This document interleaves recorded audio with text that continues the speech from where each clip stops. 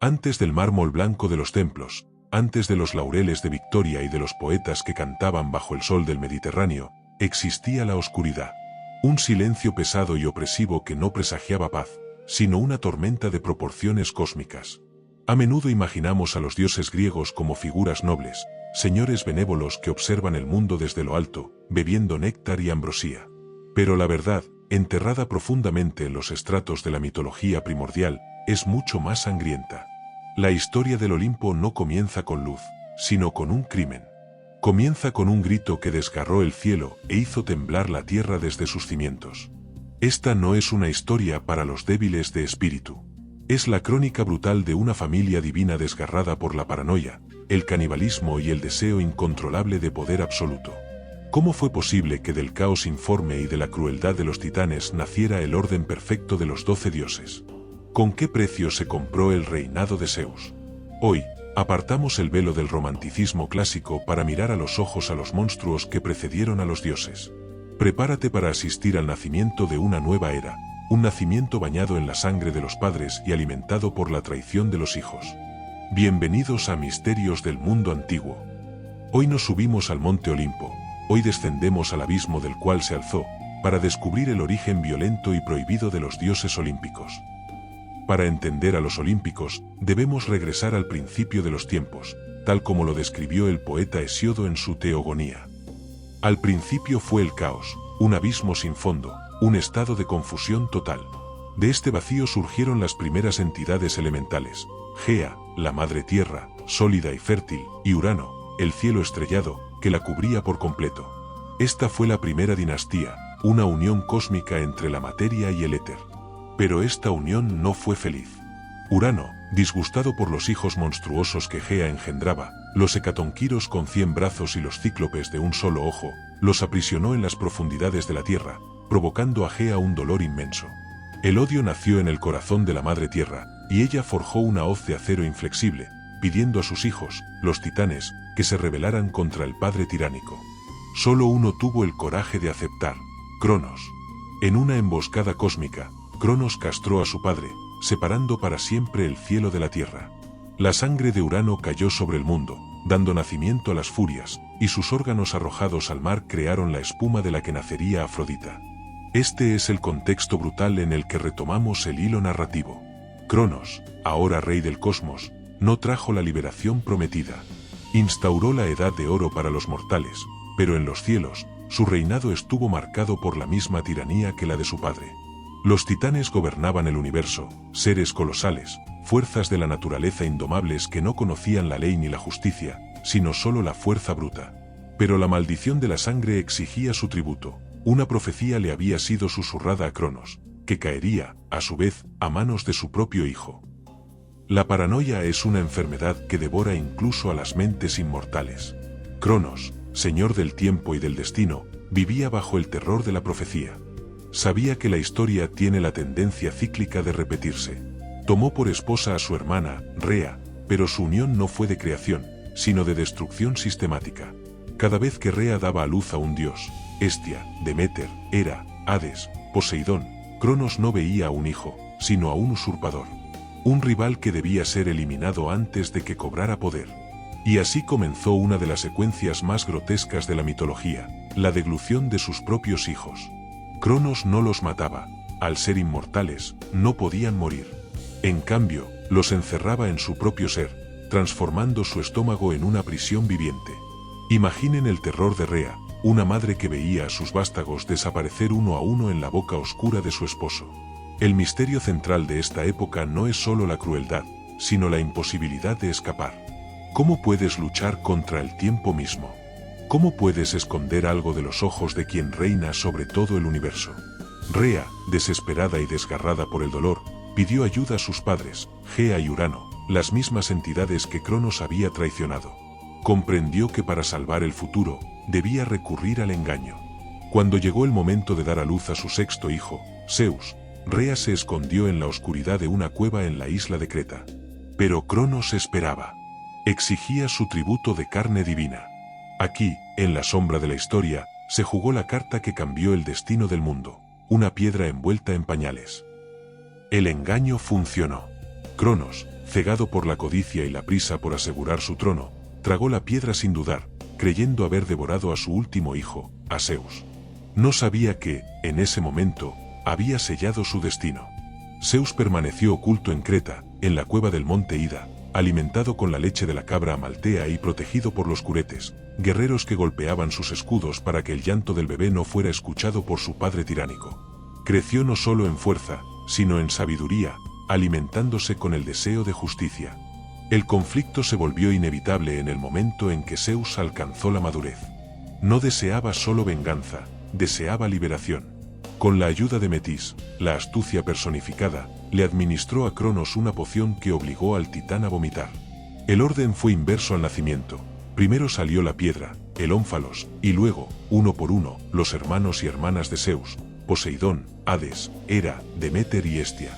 Salieron de la oscuridad de su padre no como recién nacidos, sino como dioses maduros, llenos de una furia sagrada, listos para luchar.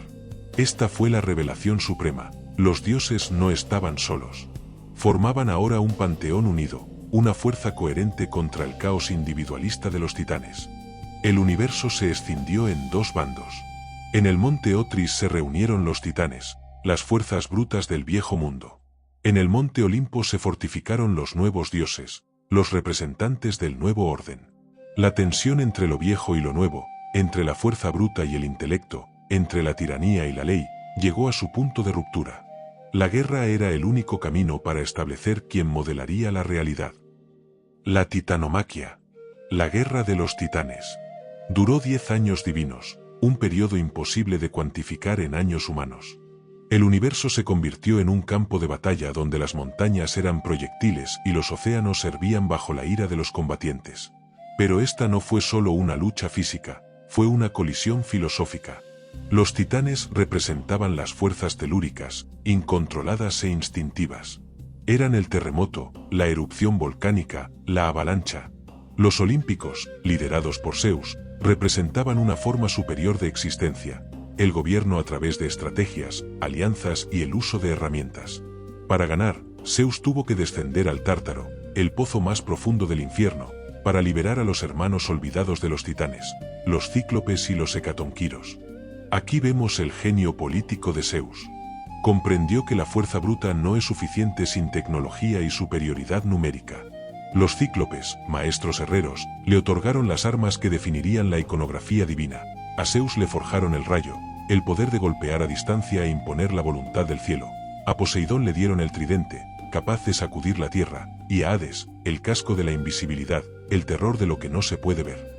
Esta profundización nos muestra que los dioses olímpicos no ganaron por simple divinidad, sino por superioridad tecnológica y táctica.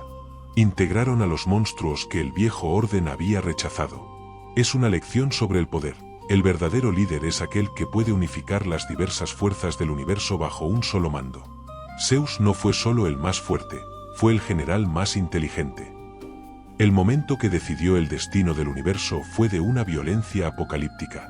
Zeus, armado con el rayo, y sus hermanos lanzaron el asalto final sobre el monte Otris. Pero el arma secreta no fue solo el rayo, sino los hecatonquiros. Estos gigantes de 100 brazos arrancaron rocas de las montañas, lanzando un aluvión de 300 proyectiles simultáneos sobre los titanes. El cielo se oscureció por la lluvia de piedra, y a los titanes, por muy fuertes que fueran, se les negó cualquier momento de respiro. El estruendo de la batalla fue tan intenso que se dice que la propia Gea gimió, y el cielo estuvo a punto de derrumbarse de nuevo sobre la tierra.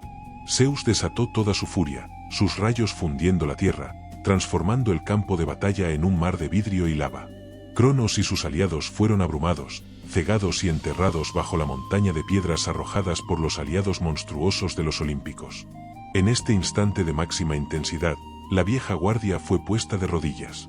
Los titanes, esos colosos que parecían invencibles, fueron atados con cadenas pesadas y arrojados al Tártaro, la misma prisión de la que habían sido liberados los ayudantes de Zeus.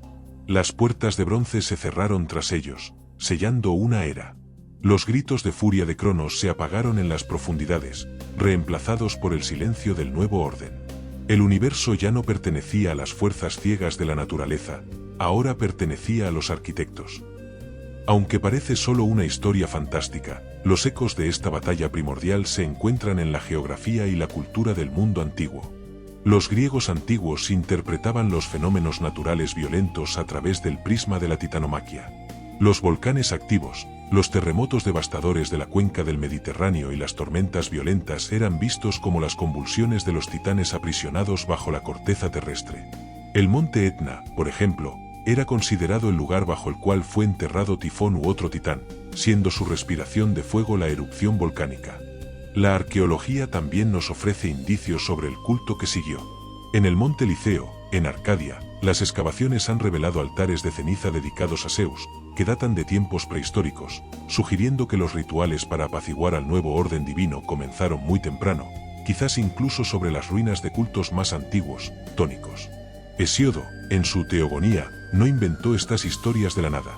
Codificó una tradición oral que intentaba explicar la transición cultural de sociedades matriarcales o caóticas a las estructuras patriarcales y organizadas de las ciudades-estado. Más aún, el templo de Zeus en Olimpia y los juegos celebrados allí no eran solo competiciones deportivas, eran una celebración continua de la victoria del orden sobre el caos. Cada atleta que competía lo hacía bajo la mirada de aquel que venció a los titanes, recordando a la humanidad que la excelencia y la disciplina son los valores que mantienen el cosmos en equilibrio. Con la victoria asegurada, los tres hermanos, Zeus, Poseidón y Hades, echaron a suertes el reparto del universo. Zeus tomó el cielo, Poseidón los mares, y Hades el mundo subterráneo, dejando la tierra como territorio común. Esta división del poder sentó las bases de todo lo que entendemos por mitología griega. Pero el precio fue una separación eterna. Los olímpicos se convirtieron en una familia disfuncional, pero una que gobernaba mediante leyes, no mediante el instinto. El legado de este origen violento es doble. Por un lado, tenemos el triunfo de la civilización. Zeus se convierte en el garante de la justicia, de los huéspedes y de los juramentos. El mundo se vuelve un lugar donde el hombre puede vivir y prosperar, protegido de los caprichos de la naturaleza bruta. Por otro lado, la sombra del parricidio y de la violencia nunca abandonó el Olimpo. Los dioses griegos permanecieron para siempre capaces de crueldad, celos e ira, un espejo de la forma en que tomaron el poder. Esta historia nos enseña que ningún orden es perfecto y que cualquier régimen, aunque sea divino, está construido sobre las ruinas del anterior. Los dioses olímpicos son luminosos y grandiosos, pero sus raíces están profundamente hundidas en la oscuridad del Tártaro y en la sangre de los titanes. Nos recuerdan que la línea entre el héroe y el monstruo, entre el rey y el tirano, a menudo es trazada por aquel que sostiene el rayo en la mano. Así terminó la era del caos y comenzó el reinado de los olímpicos. Una historia escrita con fuego, piedra y traición. Desde la hoz de Cronos hasta el rayo de Zeus, hemos recorrido el camino sangriento de la divinidad. Nos gusta creer que los dioses son perfectos, pero los mitos de los griegos nos muestran una verdad mucho más humana. El poder se gana con dificultad y se conserva con vigilancia eterna. Los olímpicos han reinado miles de años en la imaginación de los hombres, no porque fueran buenos, sino porque eran el espejo perfecto de nuestras ambiciones y temores. Si este viaje a los orígenes oscuros de la mitología te ha fascinado y quieres entender más sobre cómo los dioses moldearon el mundo antiguo, estás en el lugar correcto. Nuestro siguiente paso será explorar cómo estos dioses dividieron su influencia sobre los mortales de maneras inesperadas. No olvides suscribirte a Misterios del Mundo Antiguo y activar la campanita. Solo así serás notificado cuando abramos el próximo capítulo de la historia olvidada. Déjanos un comentario. ¿Crees que Zeus fue un libertador o solo otro tirano con una máscara más agradable? Hasta la próxima, manteneos curiosos ante la historia.